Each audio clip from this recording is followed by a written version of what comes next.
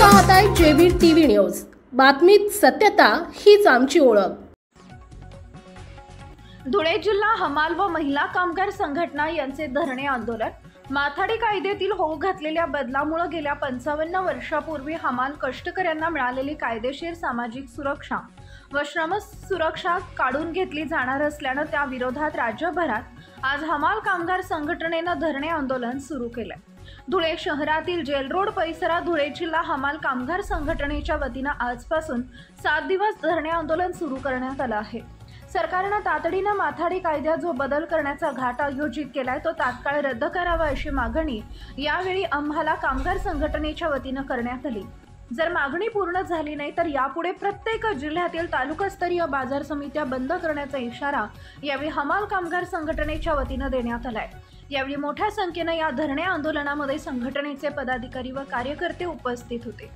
मुख्य संपादक जतीन बोरसे।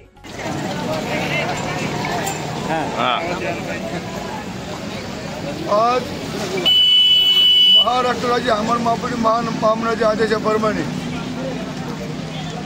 या सरकारने जो जेर काढलेला आहे हा जेर केवळ कामगाराच्या विरोधात आहे, माथाडी बोर्डाच्या विरोधात आहे।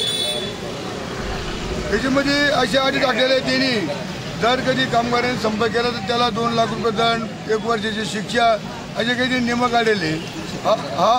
हा माथाडी कायदा 55 वर्षापूर्वी या महाराष्ट्रामध्ये लागलेला आहे। हा कायदा हे सरकार मोडून पाहते, म्हणून या सरकारच्या विरोधात आज आम्ही महाराष्ट्राची हमाल मापडी महामंडळाने निर्णय घेतलेला आहे। ह्या कायद्याविरोधात आपल्याला धरणे आंदोलन करायचे आहे।